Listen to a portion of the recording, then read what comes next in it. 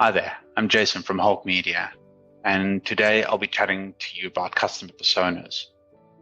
There's been a lot of talk about customer personas, avatars, ideal consumer profiles, but I'm going to relate this to the customer funnel, the buying journey. And I don't know when the last time you looked at a customer funnel, a sales funnel. This is a very simplified version. I'm sure you're familiar with it.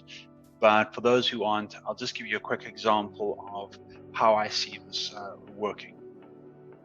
So you're at a barbecue and somebody comes up to you and tells you about their new electric car. You weren't really aware of or thinking about electric cars, but once they start telling you about how amazing it is or how happy they are with the electric car, your awareness starts growing and you're like, hey, maybe I'll check that out later. During the week, you're at work and you start doing a couple of searches on the net for electric cars. You start reading up about them, the benefits, how their ranges, the battery life, and how they're helping the environment. You start thinking to yourself, maybe I should get an electric car. And you start going through an evaluation process. And this is the point where you start adding multiple cars or products together and you're evaluating the pros and cons of each car. Then go through an engagement stage, and this could be a live chat on a website going like, hey, does that car come in pink? Can I get the car this week? Or just an email to the company just finding out a little bit more about it. You then go through a decision point where you're going like, hey, I'm going to make a purchase and buy this car. So roughly these are the kind of key drivers for each of these phases. What I'd like to chat to you about today, though, is how we can increase your revenue by 77%. If we looked at each of the stages that I spoke to you about, and we were able to increase each stage by 10%. So for instance, on the first line, if there were 20 people that were interested in buying a car of, say, $50,000, and you were able to increase that by 10%, that is 22 people that would be interested. And so if we go down that funnel now, and so say only 50% of the original 20 people showed an interest in buying a car, and you were able to increase that by 10%, you now have 12 people that were interested. And say of the 10 people that were interested, only 50% of those decided to go to the next stage of an evaluation. So you'd end up with 5 people. But because we were increasing every stage by 10%, you'd actually have 7 people. And so as it goes down the line, you'd eventually end up with a 3 people confirming versus a 5 people confirming your purchase. And that's where the compound effect comes into place. That's how you generate additional revenue. So I'm a numbers guy, as you can see. So I want to tell you a story about how I started out in marketing and some of the thinking that I had when I started out. When I initially started working on campaigns, products, I was always of the opinion that if I just had a little bit more marketing money, or if my product or the client's product that I was working on was just a little nicer, a little newer, a little shinier, a little better, a little faster, that I'd really be able to, get them to market and get the sales driven. So what I looked at was a company that you may know or may not know, General Motors. They're pretty big, been around for over 100 years, and they were the biggest advertiser in the world. Kind of when I started out in the marketing space, so in the 90s. I specifically wanted to focus on the 90s before SEO, email, Facebook, any of that kind of stuff existed, because back in the 90s, if you had a great TV ad, pretty much guaranteed of sales. So it really gives us a good indication of what marketing could do for a product. So in 1994, General Motors hires a guy called Ron Zarella. In 95, he spends $21 billion on advertising. He's the third largest advertiser in the world. And subsequently, 96, he spends a little bit more. 97, pushes it up to 3 billion. In 98, 3 billion again. 99, goes to $4 billion. Imagine going to your boss and going like, you know what, I need another $1 billion on my marketing spend this year. So they are the largest advertiser now in the North America. I'm pretty sure in South America as well. I can't see anybody in South America spending $4 billion a year on advertising. In 2000, they drop it a little bit to $2-3 billion. So you're the largest spender in North America. Let's look at what that gets you. So in 1995, he drops just by 0.1%. 96, he drops again. 97, again, almost just by 0.2%. 98, 2% drop. 99, 0.4%. 2000, they're at 28%. So they've dropped 6% over the 6 years that they've been running, and they're the biggest advertiser in the world. I'm not mentioning Ron specifically to name and shame. When I worked for 160 marketing staff, doing $2 billion in revenue, they weren't spending close to a $4 billion annual spend. But they had 5 agencies looking after them.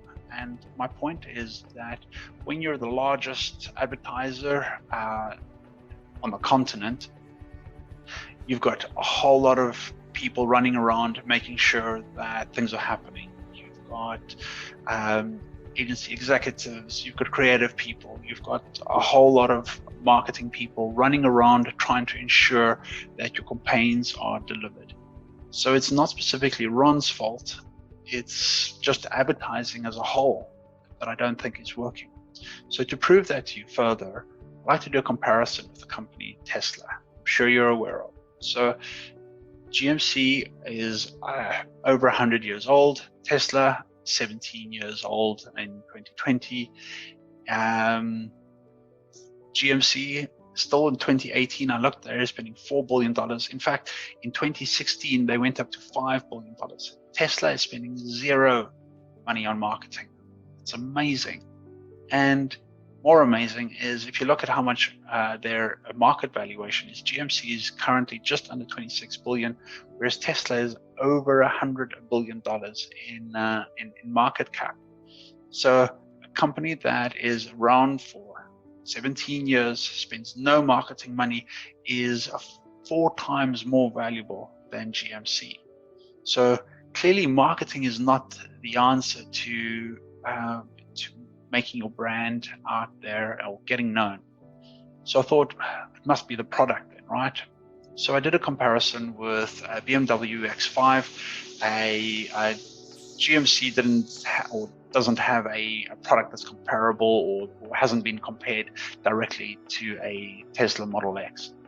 So I looked at the top of the range BMW X5, Motorsport, V8 supercharged, everything that you can possibly find.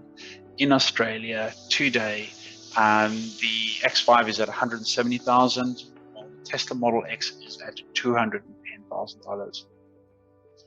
And looked at a company called Cars Guide, who rated their design, practicality, engine, driving, and safety, and they're pretty comparable.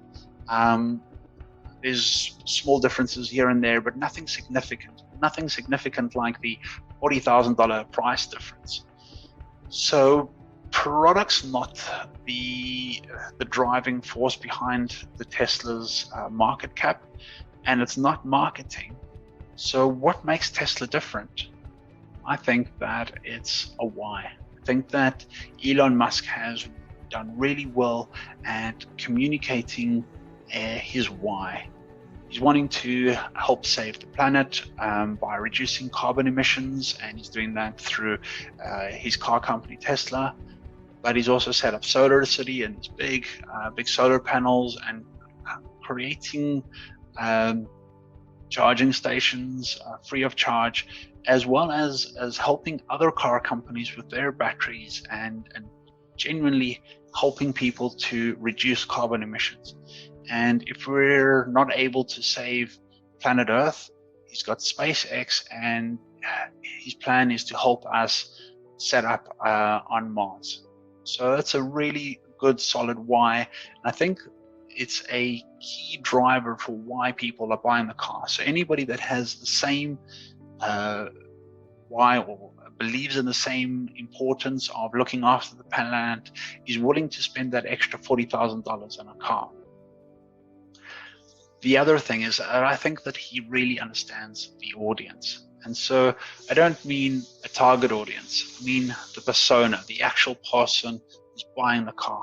So to kind of give you a difference of what that is, on the left is a picture of a bunch of students. So this is what a normal marketer would look at and just go like, hey, wanting to target students between the ages of 20 and 25 in the Massachusetts area. So it's just a fairly broad range of people. On the right, we have Lisa Smith. She's a second-year law student at Harvard, likes skiing, and is currently single. And so we have a much better idea of Lisa, what her likes are, what her desires are, where she's going, what's important to her. We can find out when her classes are, where she's going to get information, and we can totally customize the message that we're sending through to Lisa, which makes our marketing more impactful. So how do you create this persona? Where do you find the information? I'm a big believer of a CRM system, so a customer relationship management tool. I think they're a wealth of information. You can find things like how often people are shopping with you, where they live, what colors they like, and how big they purchase as their basket size. I also think that Google Analytics has got a wealth of information. You can see which sites people were on before they came to you, which sites they go to when they leave your website, how long they're on your website for. Google also gives you some idea of hobbies, interests, those kind of things that really give you some depth into your persona. But most of all, I think social media is gold. It gives you so much depth into who a person is. It tells you their relationship status, where they're living, and from their photos you can deduce a whole lot of information about the character of that user. These are generally a list of the characteristics or the key drivers that I look for when I'm creating a persona. So the long list there, I'll leave that on the screen for you for a while, or you can download it and use it for your own persona. I've put a persona together for a Tesla Model X. So if I were working with Tesla, this is what I would do. I've created a persona called John Osler. He's the CEO at Finder.com. He rates himself as a digital innovator and a key decision maker, clearly because he's the CEO. Just some demographic information that I was able to kind of gauge from his social media. I've also been able to find out a little bit or infer some goals and challenges based on his LinkedIn profile. So he's been jumping from one company to the next, kind of moving up towards bigger companies and doing growing his profile as a more serious CEO. I've also deduced that he's time poor, and I got that from I think he's only done about 3 articles in the last 6 years on LinkedIn. He's also not very active on Facebook. And so based on this activity, I'm like, okay, definitely time poor. And I think he wants to be doing more for the planet. Based on one of his quotes, there's a quote of him wanting to look after people that were caught in the bushfires as well as the wildlife. Furthermore, I can see his values, fears, that he's very family orientated and wants to provide a good future for his family. likes traveling, reading, and there's the quote that I got. So this is my persona. And so if I were trying to speak to John, this is my elevator pitch to him. So as Tesla, I'd be going, hey, we believe in accelerating the world's transition to sustainable energy by creating safe electric cars that are fun to drive. I think that this speaks to all of John's needs. It speaks to his drive for safety. It speaks to his need for a sustainable future, as well as the fun. So he's enjoying traveling, and I also saw one of the articles that he wrote had a bit of a sarcastic kind of dig at some of the people that he's writing the article about, and it was just in jest and a bit of fun, and I think that all of these elements will speak to him. So if I were going to speak to John, find a place where I could talk to him, CNN would be one of the places that I go to. Finder, the company that he works for, is a comparative website looking at the financial markets, and so you need to be on top of what was happening in the finance space. When I looked or did a search for Tesla on CNN, I found that there were I think 2,800 and something mentions of Tesla on CNN. So clearly Tesla has identified CNN as a good place for them to get their articles mentioned. And then I did a search on Twitter, and so I looked at Elon Musk, and he has 33 million followers on Twitter, and John is highly active on Twitter, so he does a lot of posts, daily posting. So I think that Elon Musk being active on Twitter is a great platform for him to be able to connect with John, our persona. So in the two places that I would kind of go to speak to John, Tesla has been very active in both of those, and both of those mediums have been free for Tesla. So it's a really smart way for them to speak directly to the customers that they're wanting to buy their car. So if I did a quick recap for you on what a persona needs to include, my take on it is that if you're trying to be too broad and speaking to everyone, you're going to end up speaking to no one. So the more you can narrow it down, the better it is. And it's not about your marketing spend. It's not about how amazing and shiny your product is. I think it's about emotional engagement. And I can give you an example. If you were a property investor and looking at buying a house to rent out to somebody else, you're looking at how big it is, how many bedrooms, how many bathrooms it has, how close it is to a school, what's the weekly or monthly rental that you can charge, and what's the mortgage payments on the house, and see whether you're getting a return on investment. When it's an emotional purchase and it's a house that you're actually living in, you're then going like, oh, I love that oak tree in the background. I love the way the sun sets, and I can see that through the windows. And so you falling in love with certain elements of the house, and becomes an emotional purchase. And at that point, you're willing to spend more. So by creating a customer persona that has it's personal, that you can create an emotional engagement with and communicate your why, is going to be the key driver for creating a product that is more attractive in the market, and that's going to get you that cut through that you're looking for, and that's going to save you heaps, thousands, millions of dollars on marketing. I hope this has helped you, or has a little bit of a paradigm shift, or helped you think about your product business a little differently. If you'd like, I'm more than happy to have a chat about your business. Please feel free to contact me, and we can have a chat about how I can help you spend less marketing money and get your product in front of more people. Look forward to hearing from you.